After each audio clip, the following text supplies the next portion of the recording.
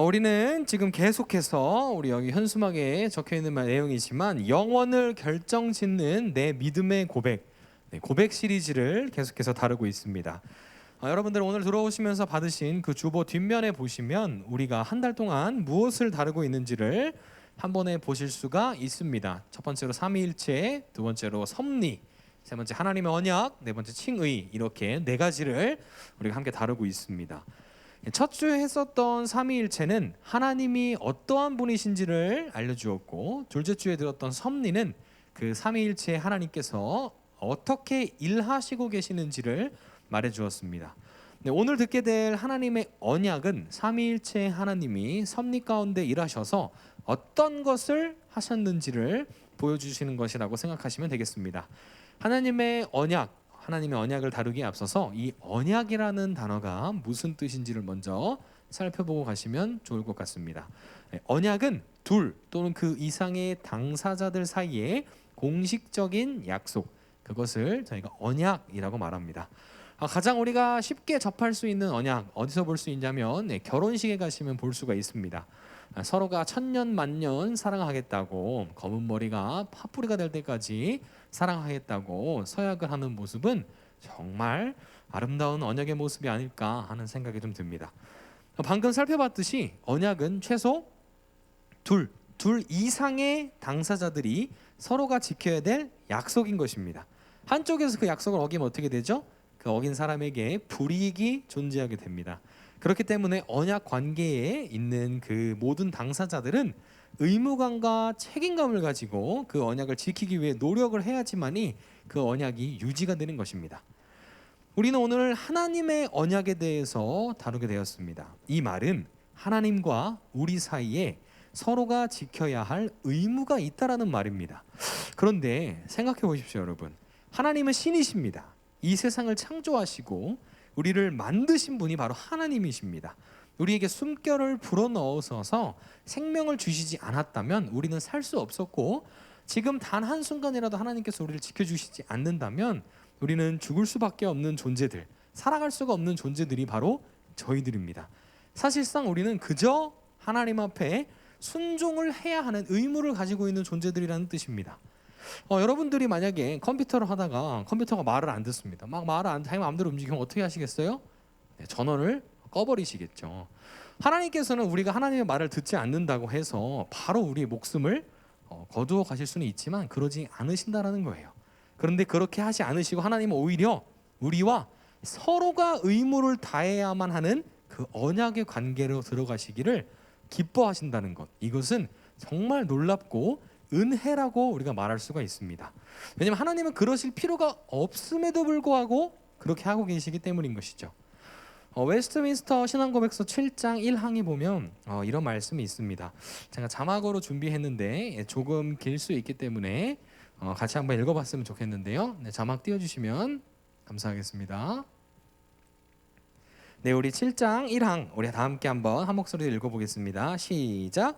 하나님과 피조물 사이의 간격이 너무 크기 때문에 비록 이성적인 피조물에게는 하나님을 그들의 창조주로 순종할 의무만을 가지고 있다.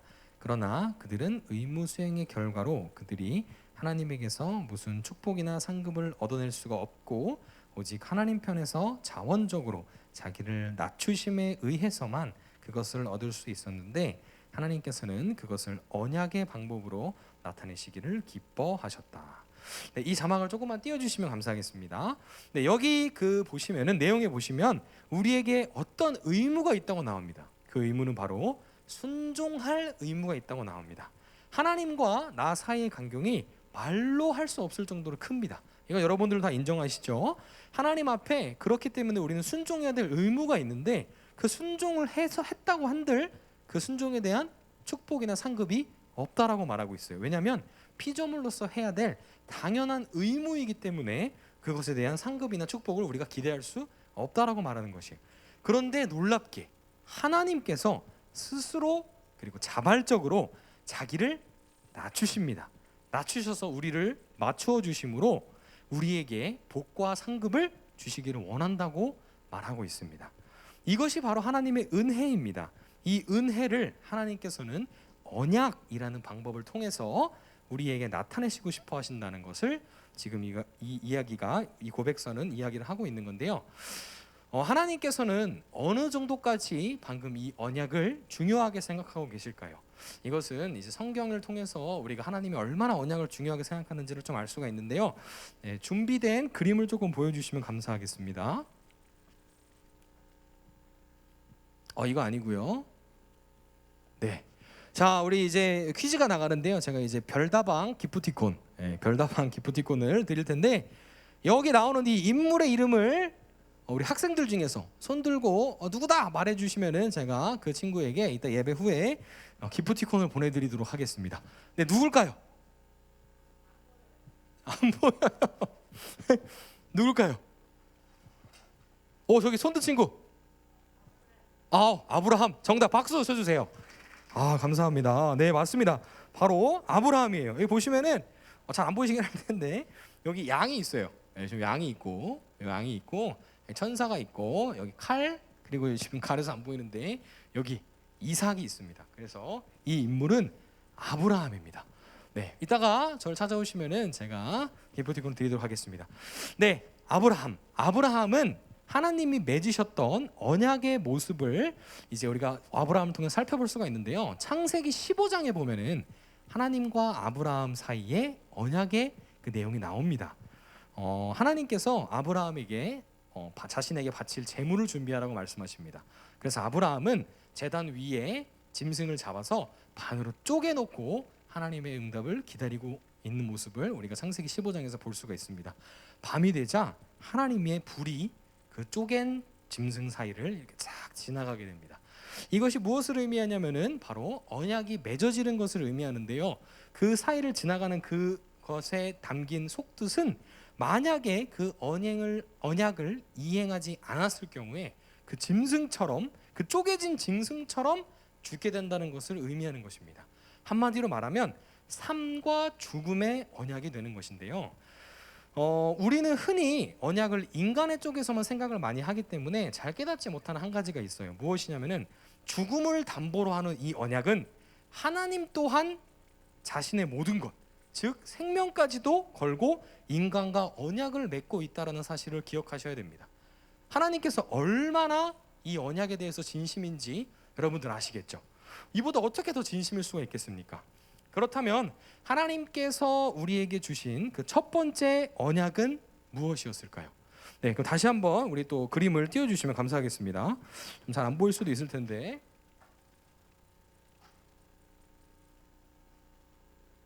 네, 자, 또 퀴즈입니다. 이것도 제가 별다방 기프티콘을 드릴 건데 지금 여기 있는 여기가 안 보이겠네. 여기 있는 이 남자의 이름이 무엇일까요? 그래, 정원이. 아담. 정답. 박수 부탁드리겠습니다. 우리 정원이 이따가 또 기프티콘 제가 보내드리도록 하겠습니다. 네, 맞아요. 저기 있는 저 남자의 이름은 바로 아담입니다. 네, 아담과 하나님께서는 아담에게 하나님께서는 우리가 생각하고 있는 그 첫 번째 언약을 주십니다. 그 언약이 무엇이냐면은 제가 창세기 2장 17절을 읽어드리도록 하겠습니다. 선악을 알게 하는 나무의 열매는 먹지 말라. 내가 먹는 날에는 반드시 죽으리라 하시니라. 아멘. 하나님께서 아담에게 하지 말아야 할 행동을 이야기하시면서 그것을 지키시기를 원하셨습니다. 우리는 보통 이 말씀을 보면 선악과에 초점을 맞추는 경우가 많아요.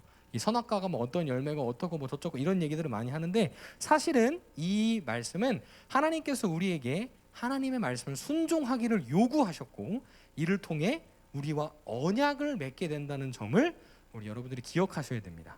우리는 이 언약이 이제 행위의 근거가 있다고 해서 행위 언약이라고 부르는데요. 이에 대해서 이제 웨스트민스터 신앙 고백서 7장 2항의 내용을 함께 살펴보았으면 좋겠습니다. 우리 자막을 준비했는데 띄워주시면 감사하겠습니다. 네, 7장 2항 함께 읽어보도록 하겠습니다. 시작. 인간과 맺은 첫 번째 언약은 행위 언약이었다. 그 안에서 생명이 아담, 그리고 그 아담 안에서 그의 후손에게 약속되었다. 그 언약의 조건은 완전하고 개별적인 순종이었다. 네, 이 내용을 보면 행위 언약을 만약에 아담이 온전하게 지켰다면 아담과 그의 후손은 대대손손 그 영원한 생명을 누리며 살았을 것입니다. 그들은 하나님께서 약속하신 대로 그 영생을 얻었을 것이며 영원히 죽음을 알지 못하는 채로 살았을 것입니다. 하지만 우리 모두가 다 이 결과를 알고 있죠. 아담은 그 언약을 지키지 못하고 그 언약을 파기했습니다. 여기서 우리는 한 가지 중요하게 기억해야 될 사실이 있습니다. 하나님께서는 언약에 대해서 아까 어떠한 태도로 가지고 계셨죠? 정말로 진심이었습니다. 그러와 마찬가지로 우리 또한 이 언약에 대해서 진심으로 다가가야 됩니다. 하나님께서 행위 언약을 지키지 못했을 때의 결과가 아까 무엇이라고 말씀하셨죠? 창세기 말씀에 반드시 죽는다고 이야기를 하고 계십니다. 로마서에서도 죄의 삭은 사망이라고 이야기를 하고 있습니다. 우리가 날마다 알고 짓든 모르고 짓든지 그 죄가 작든지 크든지 상관없이 그 모든 죄의 결과는 바로 죽음입니다. 우리는 죄를 내가 지었는지 안 지었는지 그런 거 상관없이 안타깝게도 이미 우리는 죄인이라는 것을 기억하셔야 돼요. 왜냐하면 인간을 대표하는 그 아담이 범죄함으로 말미암아 이미 우리는 죽을 수밖에 없는 죄인들이 되었다는 것입니다. 그러면 이제는 우리 모두가 다 그냥 배드 엔딩으로 다 죽어야만 되는 것일까요? 하나님께서는 우리를 위해서 이제 두 번째 언약을 세우십니다. 이 두 번째 언약이 바로 은혜 언약입니다. 웨스터민스터 신앙고백서 7장 3항 우리 또 준비했는데 또 한번 다 함께 한번 읽어보도록 하겠습니다. 띄워주시면 다 함께 읽어보도록 하겠습니다. 시작. 인간은 타락함으로 말미암아 행위 언약에 의해 자기 스스로 생명을 얻을 수가 없었기 때문에 주께서 일반적으로 은혜 언약이라 불리는 두 번째 언약을 맺으시기를 기뻐하셨다. 그 언약에 의하여 주님은 죄인들에게 예수 그리스도로 말미암아 생명과 구원을 값없이 주셨다. 그들이 구원받기 위해서 그리스도를 믿는 신앙을 그들에게 요구하시고 영생에 이르도록 작정되어 있는 모든 자들에게 그들이 기꺼이 믿을 수 있도록 그의 성령을 주시기로 약속하셨다. 네, 이 내용을 봤을 때 우리는 타락으로 인해서 더 이상 스스로의 행위로 우리의 행동으로는 생명을 얻을 수가 없는 존재가 되어버렸습니다. 이런 우리를 위해서 하나님께서 한 중보자를 세우시고 보내주십니다. 그분은 행위 언약을 전부 이루신 분이며 이 세상에 하나님의 뜻을 온전히 순종하시기 위해서 오신 분이죠. 우리가 잘 아는 유명한 말씀이 있습니다. 요한복음 3장 16절의 말씀인데요. 다 암송하시죠? 네, 다 암송하실 거라고 믿습니다. 이 말씀을 한번 제가 읽어보도록 하겠습니다. 하나님이 세상을 이처럼 사랑하사 독생자를 주셨으니 이는 그를 믿는 자마다 멸망하지 않고 영생을 얻게 하려 하심이라. 아멘. 우리 모두 알고 계셨겠지만 아까 말씀을 드린 그 중보자는 바로 예수 그리스도입니다. 이 세상에서 사시는 그 모든 순간과 시간 동안에 하나님께 순종하셨으며 행위 언약을 완전하게 이루신 유일한 분, 그분이 바로 예수 그리스도 한 분이라는 사실을 우리는 기억해야 됩니다. 방금 읽었던 고백서에서도 죄인들이 생명과 구원을 값없이 얻을 수 있는 유일한 길은 오직 예수 그리스도밖에 없음을 말하고 있습니다. 이제 우리는 새로운 언약을 통해서 오직 예수 그리스도를 믿는 그 신앙을 요구받고 있습니다. 심지어는 그 예수 그리스도를 기꺼이 믿기 위해서 성령님이 필요하신데 그 성령님을 하나님께서 택하신 자들에게 계속해서 주시겠다고 약속을 하고 계십니다. 우리의 생명과 구원을 위해서 우리가 무언가 하는 것보다 하나님이 우리를 위해서 더 해주시는 것이 크다라는 말이에요. 우리는 그저 예수 그리스도를 믿는 그 믿음만 가지고 있으면 되는 것입니다. 여러분들은 지금 이 자리에 앉아 있는 것부터 비록 이 자리에서 꾸벅꾸벅 졸고 있을지라도 하나님께서는 이미 우리 친구들에게 그리고 선생님들에게 생명 주시기를 원하셔서 작정된 사람이라는 사실을 기억하셨으면 좋겠습니다. 그래서 하나님께서 여러분들이 예수 그리스도를 믿기 위해 성령을 주고 계신다는 것을, 성령을 허락하셨다라는 것을 여러분들이 알았으면 좋겠어요. 그러면 우리가 그 믿는 믿음, 그 믿음을 가지고 있는지 스스로 어떻게 확인할 수 있을까요? 그 확인할 수 있는 방법은 바로 여러분들의 행함을 통해서 확인할 수가 있습니다. 야고보서에 보면 행함이 없는 믿음은 죽은 것, 헛것이라고 말을 하고 있습니다. 내 안에 있는 믿음이 참되다면 그 믿음으로부터 행함은 열매처럼 맺어지게 되기가 마련입니다. 제가 한번 예를 한번 들어보겠습니다. 만약에 제가 지금 여러분들에게 저기 문 밖을 나가서 오른쪽으로 돌면 물이 한 병 있는데 그 물을 저에게 좀 가져다 주실 수 있으시겠어요? 이렇게 얘기했을 때 여러분 중에서 만약에 그 물을 가지러 가기로 생각한 사람이 있다고 생각해 봅시다. 그래서 물을 가지러 가려고 일어났다면 그 사람을 움직이게 하는 원동력은 무엇일까요? 그 원동력이 바로 믿음입니다. 만약에 여러분이 제가 말씀드린 그곳에 물이 없다라는 것을 확실하게 알고 있고 그것을 믿고 있었다면 여러분들은 저한테 거기 물 없어요 라고 말하면서 움직이지 않았을 것입니다. 하지만 여러분들은 저기에 물이 있다는 제 말을 믿었기 때문에 그 믿음을 가지고 움직이게 되는 것입니다. 그런데 만약에 그 물을 가지러 가고 있는 길에 여기 행정데스크 쪽에서 누군가가 그곳에 가도 물이 없어요, 그러니까 그곳에 가지 마세요, 이렇게 얘기한다고 생각해 보십시오. 그럼 여러분들은 어떻게 하실 겁니까? 그 자리에서 멈추실 겁니까? 아니면 끝까지 가실 겁니까? 만약에 그 말을 믿지 않고 끝까지 간다면 여러분들은 제가 한 말을 끝까지 믿음으로 그곳에 가서 믿음을 확증받으실 겁니다. 그곳에 가서 물이 있다는 것을 보고 제가 말한 그 믿음이 확실하게 이해가 되고 실제가 되는 것이죠. 히브리서 11장 1절에도 보면은 믿음은 바라는 것들의 실상이고 보이지 않는 것의 증거라고 이야기가 나오는데요. 하지만 만약에 중간에 그 말을 듣고 멈췄다면 어떻게 됐을까요? 그 멈추게 된 것은 여러분들이 믿음이 없어서가 아닙니다. 다른 믿음을 갖게 되었기 때문에, 그곳에 물이 없다라는 다른 믿음을 갖게 되었기 때문에 멈추게 된 것입니다. 결국 우리의 행동은 믿음을 기반에 두고 있다는 것을 우리가 확실하게 알 수가 있습니다. 우리가 진정으로 예수님을 믿는다면, 그리고 우리가 그 믿는 믿음을 가지고 있다면 우리는 예수님께서 명령하셨던, 그리고 말씀하셨던 그 세 계명, 하나님을 사랑하는 것, 그리고 내 이웃을 내 몸과 같이 사랑하는 것을 지키기 위해 안간힘을 쓸 것입니다. 그 과정에 분명히 어려움과 난간이 있을 것입니다. 하지만 그때마다 하나님께서 이길 힘과 지혜를 주시는 성령님을 여러분들에게 허락하실 겁니다. 여러분들은 지금 하나님이 우리를 죽음에서 건져내시기 위해서 다시 세우신 그 두 번째 언약, 이 은혜 언약을 지키기 위해서 다른 믿음이 아닌 바른 믿음을 가지고 계신가요? 스스로의 행동을 돌아보면서 점검해보고 혹시라도 회개할 부분들이 있다면 돌이켜 회개했으면 좋겠습니다. 이제 말씀을 정리하도록 하겠습니다. 하나님은 우리가 순종하지 않았을 때 우리를 바로 죽이실 수 있었음에도 불구하고 언약을 세우셔서 우리와 교제하기를 원하셨습니다. 우리가 하나님이 세우신 그 첫 번째 언약, 행위 언약을 파기했을 때에도 우리를 모두 죽이실 수 있었음에도 불구하고 하나님은 두 번째 언약을 세우시며 우리와 교제하기를 원하셨습니다. 두 번째 언약 지키는 것 또한 어렵게 하지 않으시고 오히려 그저 믿으면 된다고 얘기하시면서 우리에게 성령을 허락하셔서 기꺼이 믿을 수 있도록 하나님의 영이신 성령을 허락해 주시겠다고까지 얘기를 하셨죠. 그럼 여러분들, 하나님이 도대체 왜 이렇게까지 하시는 걸까요? 그러지 않으셔도 되는데 왜 스스로를 낮추면서까지 우리에게 은혜를 베푸시며 하나님과 우리 사이에 언약을 세우시기를 원하고 계실까요? 그것에 대한 대답은 아까 읽었던 그 요한복음의 말씀에 답이 있습니다. 하나님이 세상을 이처럼 사랑하사, 하나님이 우리를 너무 사랑하셔서 이렇게까지 하고 계신다라는 겁니다.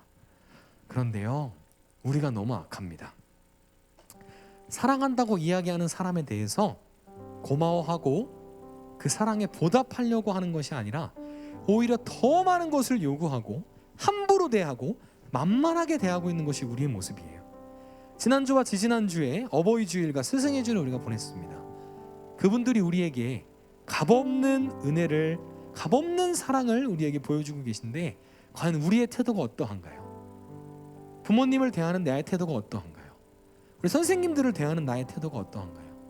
혹시라도 나를 무조건적으로 사랑해 주셔서 너무 가볍고 너무 쉽게 대하고 있지는 않으신가요? 더 나아가서 이분들보다 더 무한한 사랑을 베풀고 계신 하나님이 여러분들을 계속해서 기다리고 계시며 끊임없이 부르시고 계시는데, 그런 하나님 앞에 여러분들은 어떤 믿음을 가지고 나아가고 계신가요? 항상 우리가 죄를 지어도 돌아오기를 기다리시고 사랑한다고 말씀하시는 그 하나님을 이용하고 계시지는 않으신가요? 너무나도 쉽게 대하고 함부로 대하고 언제라도 우리를 죽이실 수 있는 분이심에도 불구하고 우리가 너무 하나님의 은혜에 누리면서 살아서 하나님을 가볍게 생각하지는 않았나요? 여러분, 회개하고 돌이키십시오. 지금도 여러분과 은혜의 언약을 맺기를 기뻐하시며 여러분들에게 생명과 구원을 값없이 주시기를 원하는 그분 앞에 엎드리시기를 소원합니다. 그분의 긍휼하심에 의지하여 간절히 주님 앞에 기도하며 주님의 품으로 다시 돌아갔으면 좋겠습니다. 우리 이 시간, 이 세상 그 어느 것보다 아름다우신 그 하나님의 사랑을 찬양하며 기도의 자리로 나아갔으면 좋겠습니다. 우리 아름다우신 사랑을 찬양하며 하나님의 보좌 앞으로 나아갈 수 있었으면 좋겠습니다.